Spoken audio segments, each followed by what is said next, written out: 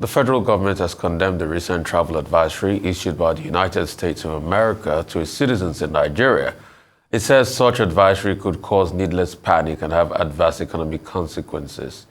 While assuring Nigerians that the country's security agencies are adequately prepared to protect citizens, the Minister of Information and National Orientation cautioned against generalizing isolated incidents in the country. Arise correspondent Punaraman Benjamin reports. The UK and the US Department of State had, in an advisory issued over the weekend, warned its citizens to keep off major hotels in Nigeria over alleged plots by terrorists to attack the facilities and all the areas frequented by foreigners. Reacting to the advisory, the Minister of Information Mohammed Idris cautioned the US and other foreign countries against generalizing isolated security incidents in the country. He says the government was already working hard to tackle insecurity and that such advisory will undermine the efforts by the Nigerian government to attract investors. In their recent travel history, we believe that it is imperative that we do not generalize isolated incidents across the entire hospitality industry. What we have seen is that such terrorists do not achieve anything other than needless panic, and they can have severe adverse economic impact for our nation, not to talk of what they do to undermine the government's efforts to attract investments. We therefore call on the international community, not just the US government, to be very sensitive to this issue of travel advisory. On the harsh effect of the removal of petrol subsidy, the minister assures Nigerians that the government is doing everything within its power to ease the impact. The minister also highlighted some measures put in place to improve the economy. The President made mention that there's going to be a 25% wage allowance for all federal workers. But as a result of the engagement that government has had with the Nigerian Labour Congress and the Trade Union Congress, the government decided to make an increase of 10,000, and the President graciously took that and unveiled that to Nigerians. You will also have noticed that deft moves by the central banks to clear the billions of dollars in inherited foreign exchange backlog is ongoing. We saw the immediate impact of this on the exchange rates only last week, and we are confident that this is just the beginning. Under the renewed hope agenda, the central bank is determined to focus on its core mandate of price stability and financial system stability for the benefit of all Nigerians. With the promises made by the Nigerian government, Nigerians will be hoping to see an improvement in their lives soon, especially in the areas of security and economy. Punaraman Benjamin, Arise News. So joining us now is Dr. Kester, Onor, a senior research fellow at the Nigerian Institute of International Affairs, NIA, and a visiting scholar at Nnamdi Azikiwe University, Awka, a security expert and former ECOMAG military personnel. Great to have you, Dr. Kester, Onor. Thank you for having me. So, federal government reacting to security advisories. The question is, are those advisories not true in the first place? Well, if we look at the advisory, they just said that there is an elevated threat, in major hotels in Nigeria, especially in the major cities. Well, saying whether it's true or false may not be the issue at this particular time, considering the fact that it's the prerogative of every country to protect the interest of their citizens. However, in protecting that interest, I think the country must equally bear in mind that they shouldn't undermine the security of the other country too. You understand? I believe that we cannot fault maybe Americans or the UK government for what they are doing. But if you look at the state of insecurity in Nigeria today, you can see that even this present administration has gone a long way to curtail insecurity to some reasonable extent. Well, you are commending the Nigerian government. I was going to ask you to respond to what the Minister of Information said, that this administration is doing a lot to provide a secure and safe environment for both Nigerians and foreigners. Are you saying that you believe him? Because he was talking about, ramping up intelligence gathering, cooperation with international agencies, and that Nigerian hotels are safe. Do you believe the Minister of Information when he accused the Americans of generalizing from isolated incidents? Well, I think I believe him to some reasonable extent, considering the fact that if you look at the security situation in Nigeria presently, I think we've made a remarkable progress from what, was obtainable from the past. Even the issues in the Northeast, in the North Central, Southeast and other area, apart from maybe the election situation we are seeing in the Imo, that is Imo State now, I think the government has made a remarkable improvement. I'm not saying that it's yet to huru, but I believe that at least they are doing something. And from even the warning that the U.S. issued to their citizens from the emergency information system, we can equally understand that they made mention of major hotels in Nigeria based on the intelligent report they have gathered. But at the same time, they equally, ascertain that the security agencies in Nigeria are working diligently to counter the threat. So I think the government is doing something. No, but can you focus a bit more on the implications? Will it not even undermine business in Nigeria? It's not just about their own citizens. Will it not undermine business in Nigeria? Considering the fact that, look, if you're a Nigerian, you hear that major hotels are no longer safe, according to the Americans. And Nigerians have this belief, okay, whether it's myth or reality or not, that the Americans will know what is going on anywhere in the world. Okay, will you want to go to any major hotel? What do we do about that? Well, And how does that play in international relations? Obviously, there are implications. Obviously, there are certain implications. At least when we talk about maybe investment coming in with such news, it will hinder investors from coming in. However, like I said earlier, I believe it's the responsibility of every responsible government to protect their citizens, And in doing that, they must equally take into cognizance, the impact it will have on the other country. So I think that is what the Minister of Information is trying to, to establish here. That look, maybe a single incident cannot be used to generalize issues. Otherwise, one may be committing a fallacy of over-generalization or illegitimate reductionism. Okay, let's talk about synergy. This happened a couple of months ago, and you remember the trade mall incident. The fact that the Americans had started packing up stuff, and there was this big brouhaha evacuation and all of that. And the talk there was the American authorities did not synergize with their own local authorities. But also, the operation carried out at Trade Mall was a joint operation. Can we do more as regards information? Sharing with these bodies, Nigerian, because we do a lot of joint partnerships. I mean, yes, there was on a Spanish warship in the night, and the ship, the BAM Tornado, had been docked at the Lagos port, but I can see a lot of Nigerian naval officers also on the ship with joint actions and things like that. So can we do more of that in terms of information? I believe that such is going on. When we talk about these security incidents, it's not exclusive to Nigeria issue. If you look at, all over the world, this contemporary era, you discover that we have a lot of security challenges. We look at the Israeli-Hamas war and its effect globally. Even in America itself, America is not safe. You can see a lot of people, rioting, demonstrating, and even in major countries of the Europe, looking at the effect of such actions. So that maybe for them to say that maybe there is a security challenge in Nigeria and major hotels should be avoided is not an exceptional case. You understand? Even in America itself, nowhere is safe all over the globe. Well, let me ask you. Now we're talking about U.S. issuing travel advisory. Does Nigeria sometimes also issue travel advisories to our citizens abroad about situations in other countries? To say, oh, Nigerians, keep safe, keep safe.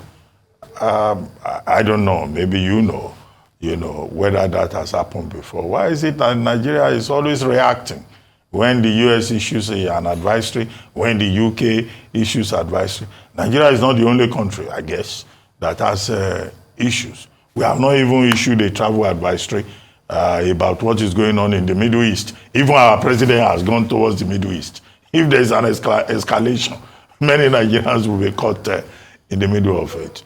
So you think it's an omission on the part of the Nigerian government, or we just don't know if they do it? Dr. Ruben, I think it will be an erroneous assumption for us to believe that Nigeria doesn't issue travel advisory. I know that during the xenophobic attack in South Africa, yes, Nigerian government made, they issued advisory to Nigerians living in South Africa, and maybe in some other places that there were crises there. How about the U.S.? There's violence in the U.S. too. Yes, but when we why haven't we issued an advisory to more people in the U.S.? When we talk about U.S., we are not talking about U.S. holistically. Maybe there may be violence in some of the cities. Just to pick the entire United States now, giving travel advisory, I think it will not go well. You understand? Just like the Minister of Information has emphasized, that you don't use a single case, to generalize. So Nigeria do issue travel advisories, and I believe that even the president going to Saudi Arabia, the issue at what is happening at Gaza, and maybe West Bank, and there is Israeli-Hamas crisis. I think is the issue that demands the gathering of global leaders for them to put heads together and see how maybe ceasefire can be achieved. So I think it's part of the reason that you have to... Let's go back to that. You said a lot of things, and yes, correct me if I'm wrong, you're making a lot of sweeping generalizations. Insecurity cases have not really reduced in the country. In fact, it's increased. I don't know if you saw the front page of the Sun newspaper this morning of farmers beheaded. That reminded me of Zabamari. People are still being killed. They can't still go to many areas of this country. Kidnapping is still rampant. In fact, there was a story in, I think it was Daily Trust this morning, talking about the kidnapping of a doctor in Enugu.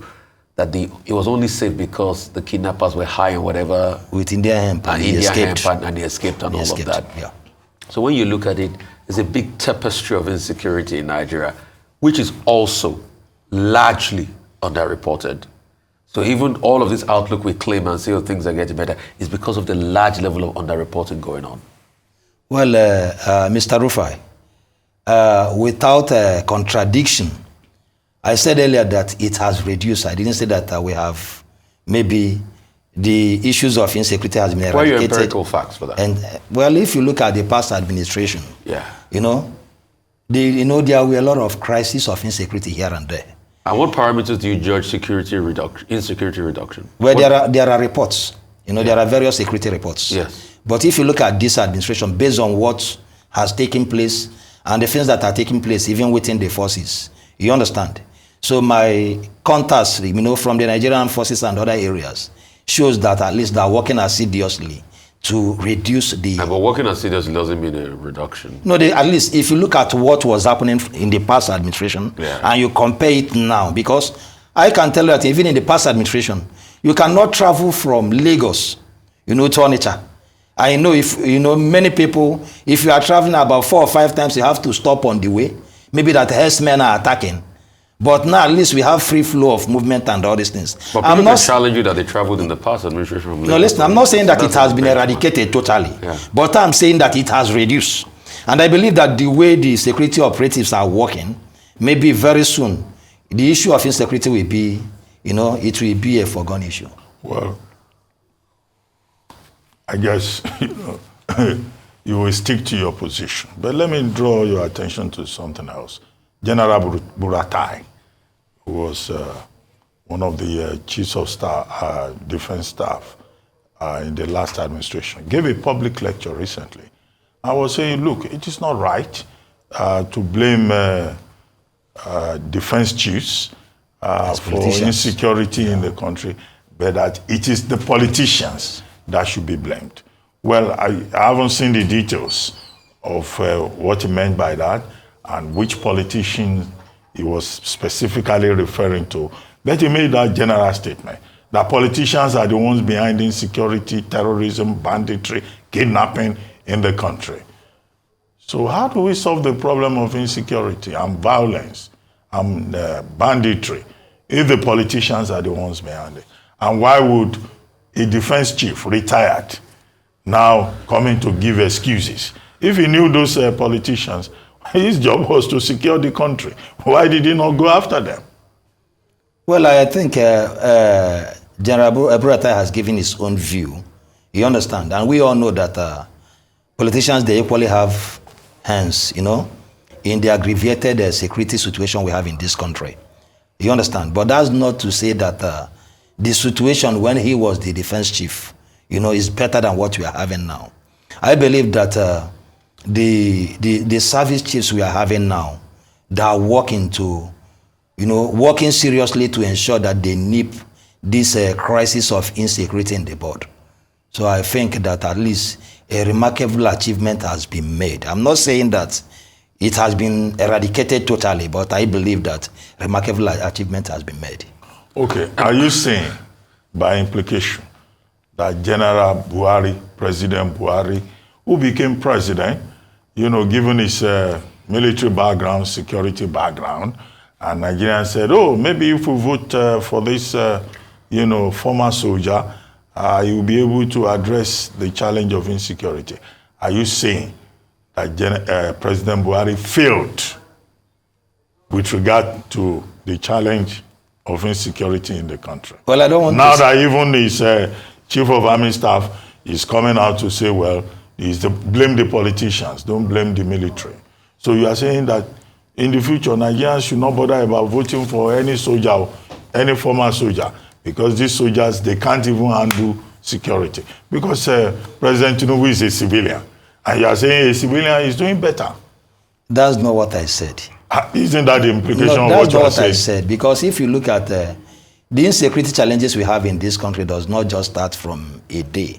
You know, if you look at Nigeria as a country, there are a lot of ingrained animosities, you know, and you look at massive unemployment. It's not just a government that created that situation. This is a situation that has accumulated over time.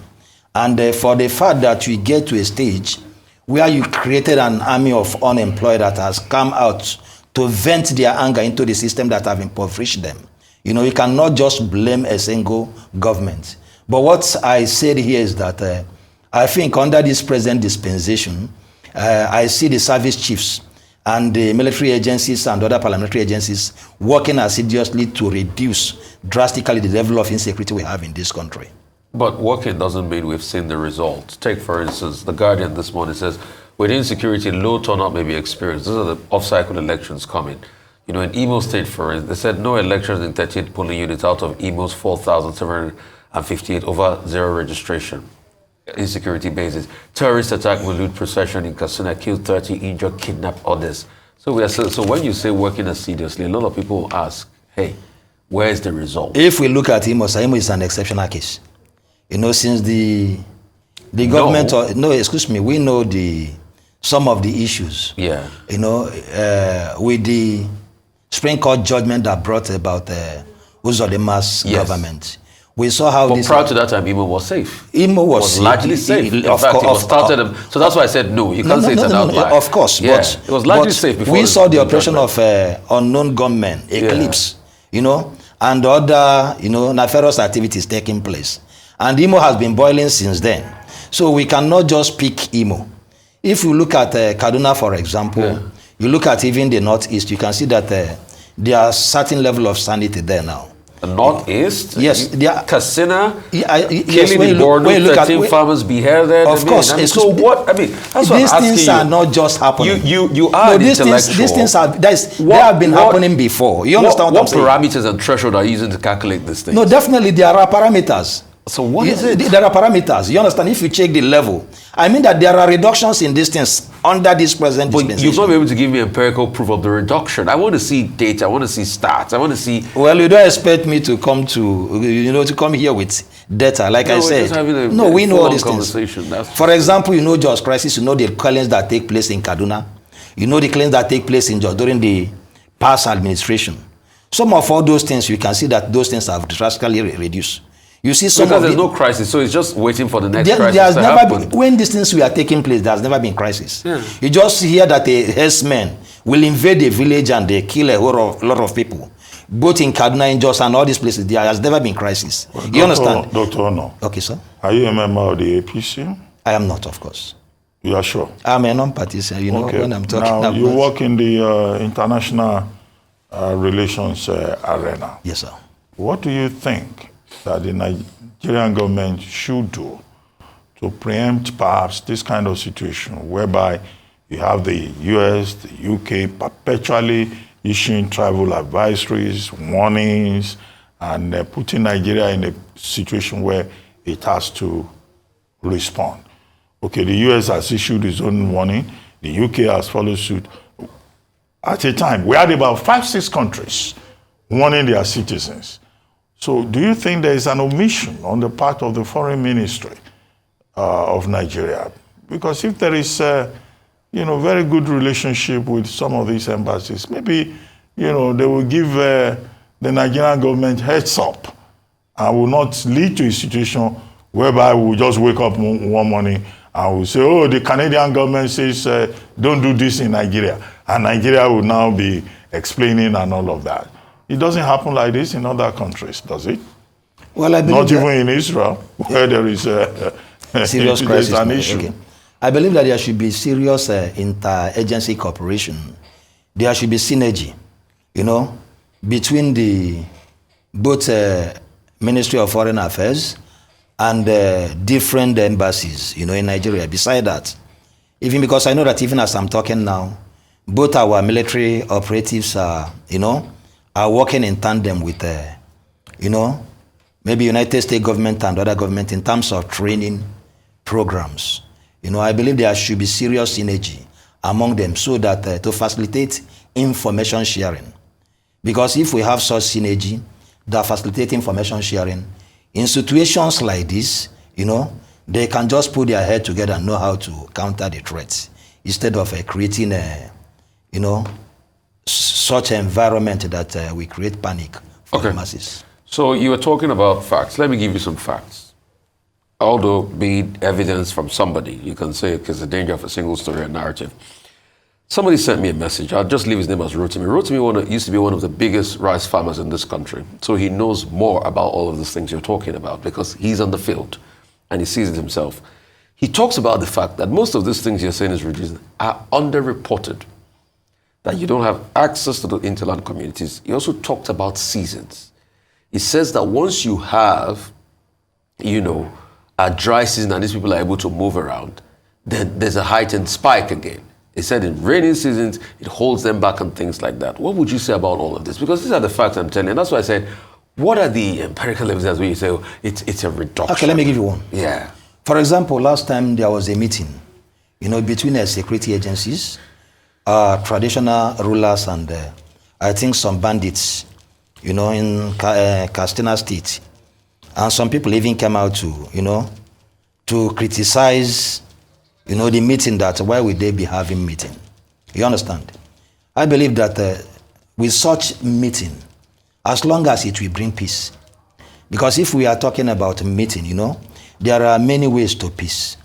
If we are talking about resolving conflict, the alternative dispute resolution strategy, you understand?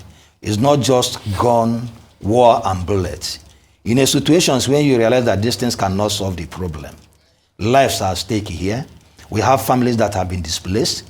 We can use alternative dispute resolution strategy. Maybe call them, we have a meeting, you understand? See how we can solve this issue. But at least even after the meeting, I was reading on the paper, some people were criticizing.